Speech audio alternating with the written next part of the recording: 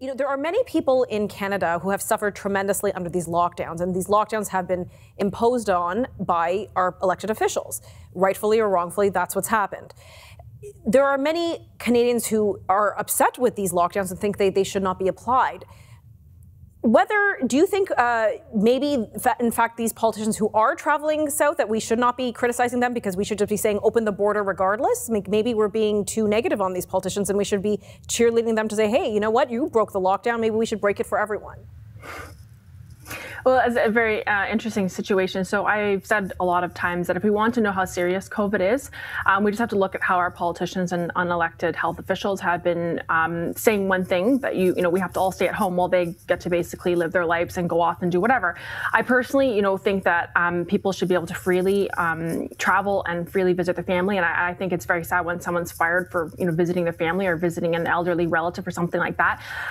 But especially for the politicians from the PC party here in Ontario, if you're going to not speak out against Bill 195, if you're going to sign on to it, basically locking us in our homes for a year to two and giving the government unlimited powers on how they can fine us or how they can restrict gathering sizes and continue the lockdown measures, then you cannot go off and, live your merry life after that.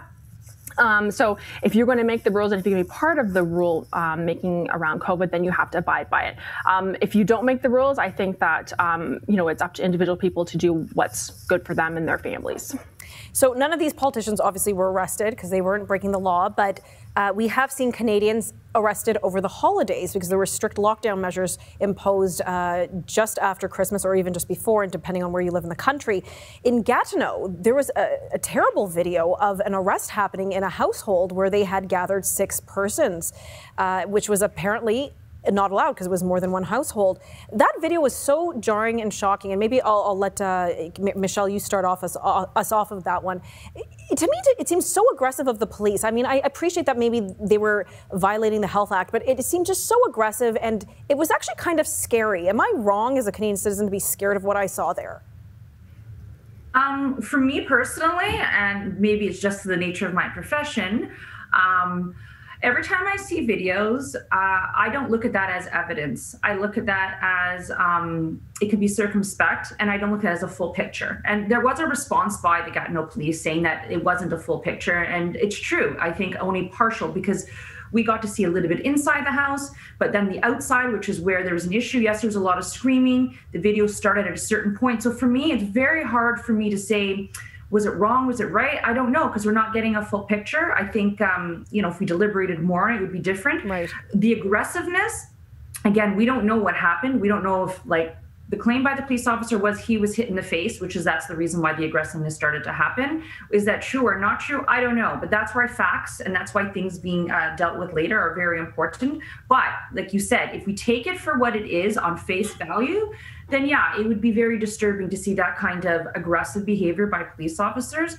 in regards to people violating either a bylaw or a regulation. That the means doesn't justify the end, and that it doesn't equate to the force being used for the regulation that it is. Elliot, do you think people in Canada now will think twice before they gather with more than their immediate household after seeing something like that? Well, I mean, the video was really unfortunate, I think, from top to bottom. It's hard to watch. You got people who are clearly very upset, and there's an encounter with the police, which is never a good situation. But to Michelle's point, it's very difficult to paint the full picture there. We don't know what happened before.